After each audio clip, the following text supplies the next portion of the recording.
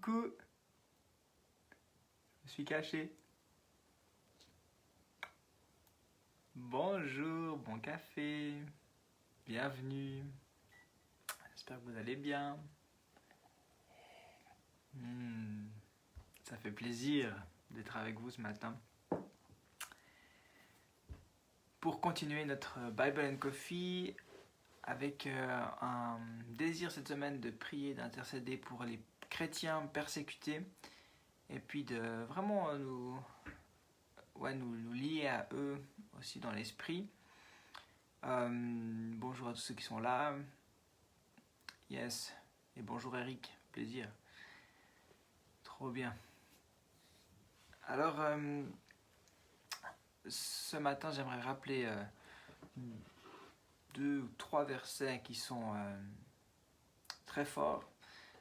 Je vous dis déjà en primeur que la semaine prochaine, on parlera des béatitudes, des heureux, la recherche du bonheur.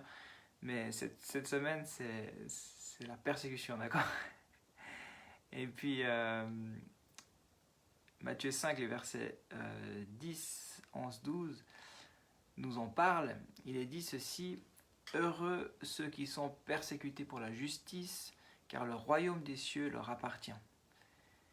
Heureux serez-vous lorsqu'on vous insultera, qu'on vous persécutera, qu'on dira faussement de vous toutes sortes de mal à cause de moi. Réjouissez-vous et soyez dans l'allégresse, parce que votre récompense sera grande au ciel. En effet, c'est ainsi qu'on a persécuté les prophètes qui vous ont précédés. Alors voilà, quand on lit ces versets, on se dit comment être heureux dans cette situation-là.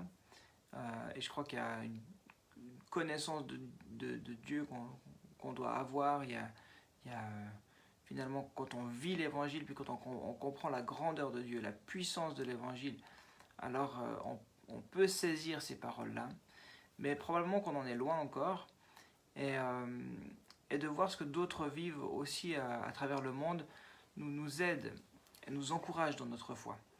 Donc on a dit qu'aujourd'hui, cette semaine, on s'intéressait aux chrétiens d'Indonésie qui sont beaucoup persécutés par, c'est comme je disais, un des plus grands pays du monde et un des plus grands pays musulmans aussi du monde.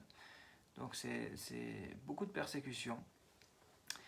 Et puis j'ai quand même été interpellé par une petite phrase là dans mes lectures où l'auteur disait ceci: si on ne prépare pas les gens, ceux qui répondent à l'évangile, aux critiques, aux moqueries, au rejet et peut-être même au mauvais traitement, c'est les exposer à de graves désillusions. Et ça m'a assez impacté cette phrase. Est-ce qu'on prépare les gens aussi à cette réalité-là, hein? Souvent, c'est une réalité que Dieu est amour, que Dieu nous comble dans nos besoins, il prend soin de nous, il s'intéresse à toi d'une manière spécifique, de tes besoins pour aujourd'hui.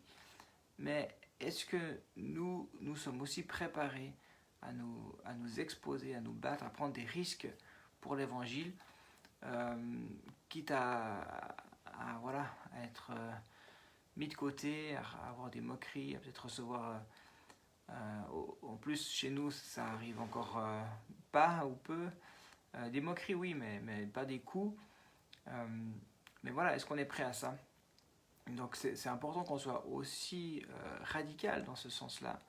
Et puis que le jour où la persécution vient fortement, on ne fasse pas ciao ciao, hein, sans moi.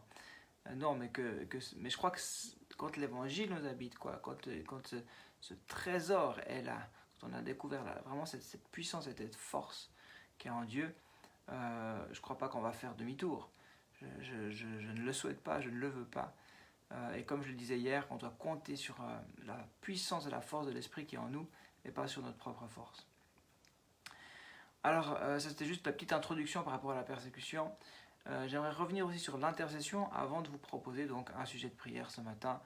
Comme je dis, on reste dans un timing assez court. Je vous ai dit, ouais, j'aimerais vous donner quelques témoignages. Je vais faire aussi court avec ça, mais juste 3 petits témoignages qui se sont vécus dans le dernier mois. Une personne de notre communauté doit se faire opérer.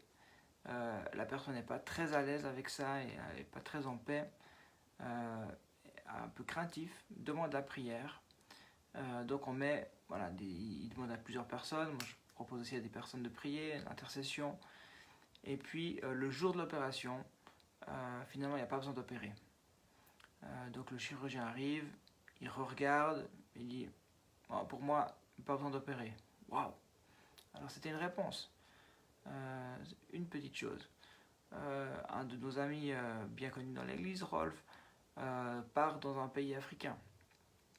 Et puis son billet d'avion est annulé, mais il lui propose un avion 3 jours plus tôt. Le problème c'est que son visa ne correspond pas à son vol. Donc il faut changer le visa dans un laps de temps très court. Il met des gens en prière et justement dans un temps record, ce visa peut être accepté et il a pu partir. Deux choses. J'ai pensé à une troisième situation rapidement, aussi une personne qui a un grand dégât d'eau dans sa maison qui coûte à peu près 20 000 francs, quoi, hein, vraiment le gros truc, et voilà que son assurance ne prend pas en charge.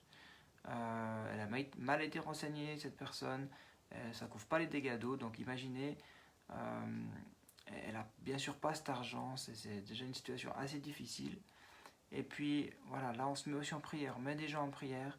Et bonne nouvelle qui tombe hier, la régie prend tout le montant à ses frais, quoi, prend les frais à sa charge.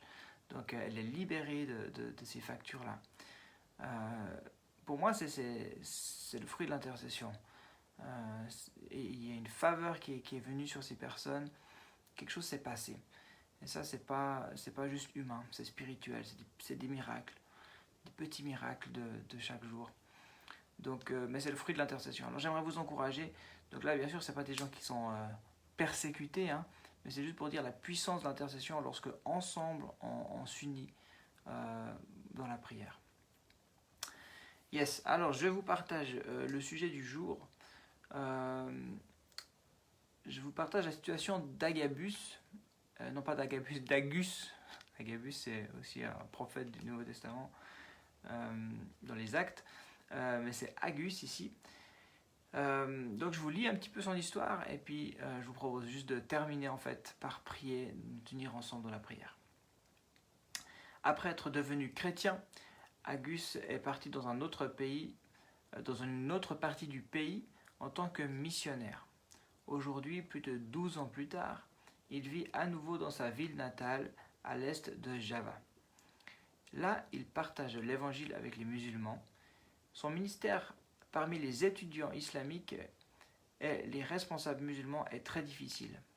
Mais grâce à son témoignage, il y a plus de 500 personnes qui ont choisi de suivre Jésus. Auguste leur enseigne comment grandir dans leur foi. Il rencontre sans cesse de l'opposition venant des dirigeants musulmans et de ses voisins. Il a dû déménager plusieurs fois avec sa femme, avec ses 2 enfants. Mais la bonne nouvelle de Dieu continue à se répandre. Donc ça, c'est juste magnifique. Alors, on veut juste prier ce matin pour Agus, afin qu'il soit protégé avec sa famille, qu'il soit fortifié aussi avec son équipe et dans son ministère. Et puis, on veut prier pour la sagesse de Dieu sur sa vie et sur son travail. Et puis, qu'il puisse bien sûr tenir ferme face à l'hostilité. Yes. Et bonjour à Gengis Koutou. Pardon pour la prononciation. Trop bien. Super d'être avec nous, merci. Donc voilà, on prie ensemble pour Agus quelques instants. Ça nous fait un peu peut-être bizarre de prier comme ça à travers une caméra. Mais on veut vraiment soutenir cette famille et Agus dans son ministère en Indonésie. Donc je rappelle, pays largement persécuté. Donc ils prennent tellement de risques pour l'évangile et on ne veut pas se laisser. On ne veut pas laisser l'ennemi gagner, mais c'est la victoire de Jésus qu'on réclame pour sa vie. On prie ensemble. Yes, Père, merci parce que c'est en fait un privilège de pouvoir intercéder. Merci pour la puissance de la prière lorsqu'on s'unit dans ta volonté. Et Seigneur, c'est un cadeau de pouvoir prier t'apporter ce matin à Gus. C'est pas juste quelqu'un de loin, il existe vraiment, c'est un frère avec sa famille, avec ses 2 enfants. Et on demande ce matin ta protection sur sa vie. On demande la sagesse dans la gestion de son ministère. On demande, Père, qu'il puisse aller de victoire en victoire, qu'il puisse voir encore ô combien tu es à l'œuvre parmi ce peuple musulman. Seigneur Jésus, merci pour ta grâce et ta protection sur sa vie. Fortifie-le face à l'opposition. Fortifie-le. Et Seigneur, je prie aussi pour chacun d'entre nous ce matin, afin que nous soyons nous-mêmes fortifiés. On a besoin de grandir dans notre foi, dans notre connaissance de toi, afin de ne pas reculer face à l'opposition, mais au contraire à être persuadé que ça vaut tellement la peine d'aller jusqu'au bout, de tenir bon, de se battre, de courir la course jusqu'au bout. Alors viens nous donner aussi de la force nouvelle et que nous soyons préparés lorsque l'opposition sera là pour nos propres vies. Je te bénis ce matin, Père, pour qui tu es, pour tout ce que tu fais. Saint-Esprit, continue à être à l'œuvre en nous. Viens changer, viens transformer notre incrédulité en foi. Bénis chacun qui regarde cette vidéo ce matin, dans le nom de Jésus. Amen. Amen, amen. Yes, alors demain on continue avec un autre sujet de prière, et puis je vous encourage à, voilà, un petit peu le fil de l'intercession qui est là derrière, à peut-être à lire des choses, à vous encourager aussi, à dire, ok, comment je peux grandir dans ma vie d'intercession. Là c'est pour les personnes chrétiens persécutés, mais il y a tellement d'autres domaines de prière. Alors je vous bénis, et puis au plaisir de vous voir. Salutations chez vous. À bientôt. Ciao tout le monde. Bye.